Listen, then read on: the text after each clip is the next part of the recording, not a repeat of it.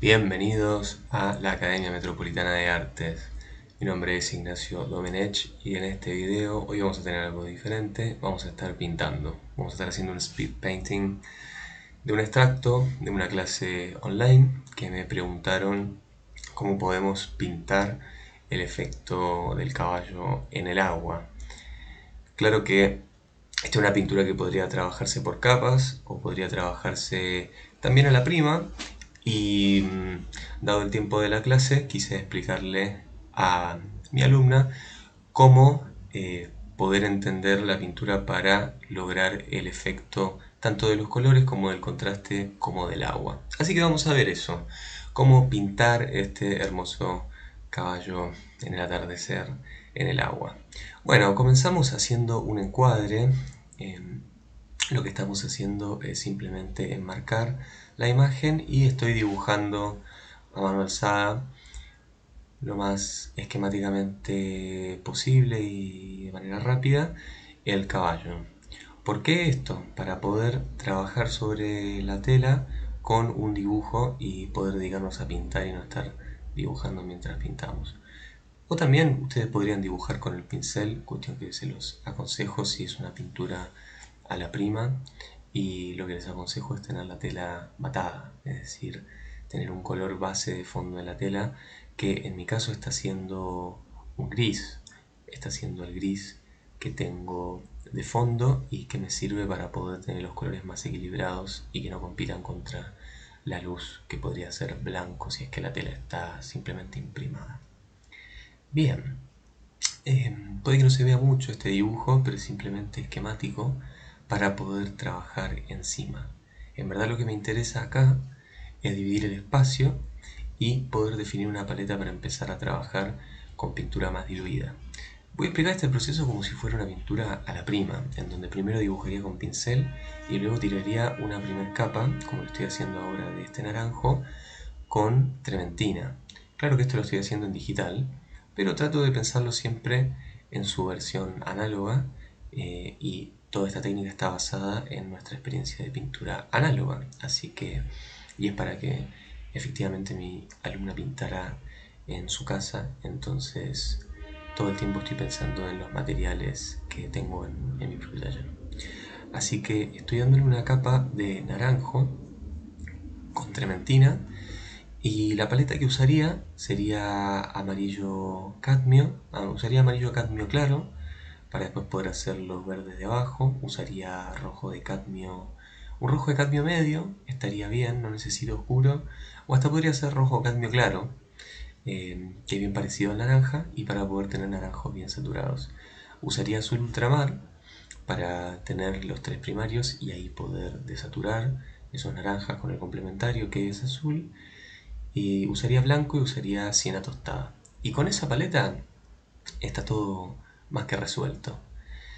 Ahora, comienzo por los colores naranjos, rojos, amarillos, porque son los colores más débiles en el sentido en el que un poco de, por ejemplo, azul o de verde invadirían estos colores y los desaturarían y les cambiarían la tonalidad muy rápidamente. Entonces, importante darles esta primera base. Bien, una vez que di esta mano con trementina, empiezo a juntar los colores con un pincel seco, y una vez que los he juntado para que se mezclen y para que el efecto sea un poco más natural, voy a seguir con la parte de abajo. Esos colores dorados, muy bonitos, ya son amarillos que están más desaturados, son colores que pueden partir desde el siena tostada, pueden tener algo de amarillo, pueden tener azul, pueden tener blanco, y ahí van a ir logrando una gama de amarillos, dorados, ocres, que están bastante bonitos y equilibrados en esta paleta. Es un cuadro bastante cálido, es decir, no veo colores fríos, sino lo que se presenta como frío son las alternativas de amarillo que tienen más azul, que están más cerca del lado de lo verde, o el negro, que podría ser también un negro tirado más para el lado de lo frío, pero en general son puros colores cálidos, amarillos, rojos, naranjos. Lo interesante de entender la temperatura de los colores, que tiene que ver con si los colores son fríos o son cálidos, No es que separemos la rueda de colores en dos partes, como decir que el cuadro tiene colores cálidos, sino dentro de esa calidez empezar a entender relativamente lo cálido y lo frío en el contexto. Entonces, en todo este contexto, ¿qué es lo que funciona como cálido y qué es lo que funciona como frío? Eso es lo interesante de ver. Y empezar a ver colores que son más cálidos, colores que son más fríos, y entender los naranjos como aquello que revienta de calidez y esos amarillos como lo frío y quizás las oscuridades como lo que está más profundo. También por un tema de que lo cálido tiende a salir hacia afuera y lo frío tiende a meterse hacia adentro. Un libro muy bonito que explica este tema es Lo espiritual en el arte de Vasily Kandinsky. Así que esa es una buena manera de poder introducirnos en el tema de color y con un condimento esotérico. Bien, tenemos la base y estoy haciendo lo mismo con el caballo. Uno si pinta la prima, lo primero que hace es pintar con trementina de manera diluida, porque la trementina evapora, entonces va a secar más rápido y en unos minutos ustedes pueden tener una base de dibujo y de color para poder encima trabajar con pasta y con un poco de medium si es necesario. Entonces le estoy dando este negro óptico, que lo haría con azul ultramar y siena tostada, y sería una buena manera de poder crear este efecto de negro sin usar negro que invadiría muy rápidamente los amarillos y los naranjos que hay debajo. Pintamos primero el fondo y luego la figura, porque yo con el fondo me paso hacia la figura, no importa, porque corrijo con el caballo. Pero yo pinto el caballo, pinto el fondo y después con el fondo me paso hacia el caballo, empiezo a arrastrar pintura del caballo hacia el fondo y después tengo que volver a corregir. Es más impráctico. Uno generalmente pinta de lo que está atrás hacia lo que está adelante. Bueno, y todo esto muy esquemáticamente empiezo a tener una buena división espacial y, y me va a servir ya para poder empezar a trabajar los detalles. Esto es una pintura rápida, es algo esquemático, ejemplificativo, y era para poder mostrar el proceso de cómo a la prima resolvería esto de una manera más fácil, con la menor cantidad de trabajo posible y que igualmente logre el efecto. Ahí, por ejemplo, estoy trabajando con un pincel pequeño y ahora voy a hacer zoom, puede que no se vea mucho aún, pero estoy usando estos colores amarillos sobre el caballo. Entonces, aprovechando que abajo el caballo está húmedo, está con este negro óptico húmedo, empiezo a meter esos colores amarillos, dorados, medio siena, que no necesitan tanto blanco, que uno de los principales errores es abusar del blanco. No necesita tanto blanco para poder reventar de luz, porque el contexto ya es muy oscuro. Entonces, bueno, si trabajan los colores por contexto, un color que no es blanco, pero que contrasta con un fondo negro y tiene un nivel de luz alto, aunque tenga mucha saturación, como puede ser el caso de los amarillos, los naranjos, dentro, o sea, encima de un contexto negro, revienta de luz, así como encima de un blanco parecería oscuro. Por eso la importancia de lo que hay alrededor, de prestarle atención.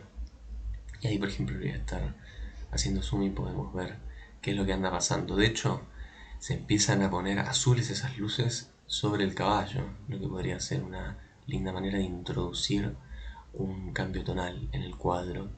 No usar el mismo amarillo del agua, sino empezar a introducir azules, colores medio verdosos. Pueden entrar ahí cosas muy lindas, un verde viridian. Con los colores hay que jugar, hay que disfrutar un poco de la interacción que tienen. Entonces, esos colores encima pueden resultar muy atractivos visualmente, aunque uno no se dé cuenta instantáneamente. Teniendo este efecto y el caballo por debajo, es interesante quizás apretar un poco los bordes para que no se vea tan desenfocado. Porque si se ve demasiado desenfocado, si está demasiado difuminado se va a ver muy desenfocado. Esa es la manera de desenfocar. Me refiero a que uno pasa un pincel seco, difumina y desenfoca. El efecto de la imagen está, como base, está bastante resuelto, pero ahí por ejemplo me estoy ocupando de afilar un poco los bordes para que no se vea como si la cámara hubiese estado con el lente empañado, ¿no? Y sobre esta base líquida, la pintura pastosa agarra muy bien. Pastoso sobre líquido, ¿no? Esa es la regla. Uno pinta líquido y encima empieza a pintar pastoso, no al revés. Entonces sobre el líquido uno con la pasta empieza ya a jugar. El pincel corre muy bien, corre de manera muy bonita, muy rica. Y es una muy linda manera de poder hacer un contraste por texturas y dejar cosas que se vean en una capa muy básica con trementina y encima empezar a jugar con el medium o con la misma pasta y que esta nos ayude a poder lograr distintos niveles de materialidad.